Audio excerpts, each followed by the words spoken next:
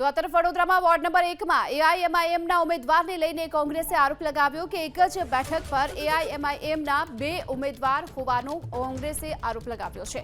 સામાન્ય બેઠક પર પાર્ટીનું મેન્ડેટ કે સિમ્બોલ અપાયા હોવાનો પણ આરોપ છે।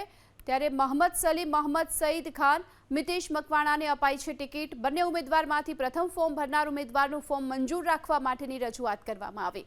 વોર્ડ નંબર 1 માં સામાન્ય બેઠક પરથી ચૂંટણી લડી રહ્યા છે અમીરાવત અને ડોક્ટર નિકુલ પટેલે કલેક્ટર કચેરીમાં આ અંગે આવેદન પણ આપ્યું। વોર્ડ નંબર 1 માં કાલે ફોર્મની સ્ક્રુટિની થઈ। સામાન્ય ચૂંટણીમાં સ્ક્રુટિની કરી પછી જે મંજૂર ફોર્મની યાદી આવી એમાં અમારું ધ્યાન પડ્યું કે સામાન્ય સીટ પર એમઆઈએમના એક જ સીટ પર 2 ફોર્મ મંજૂર થયા છે। એનો મતલબ એક જ ફોર્મ પર 2 વ્યક્તિને એક જ સીટ પર સિમ્બલ ફાળવવામાં આવ્યા છે, જેનો અમને આજે વિરોધ કર્યો।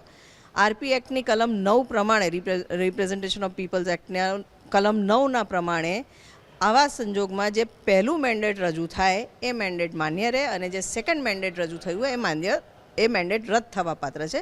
આ બાબતે અમે જે ગંભીર બેદરકારી ચૂંટણી કમિશને કરી છે એનું અમે ધ્યાન દોર્યું છે અને અમને એશ્યોરન્સ આપવામાં આવ્યું છે કે આનામાં બનતી કાર્યવાહી કરીને જે કરવા પાત્ર છે તમામ વસ્તુ કરશે। એ ઉપરાંત બી ઘણા બધા ક્વેશ્ચન્સ અમને જે યાદી હતી એમાં હતા, વર્ગીકરણમાં અમને ઇશ્યુઝ હતા, એ બાબતે અમે રજૂઆત કરી।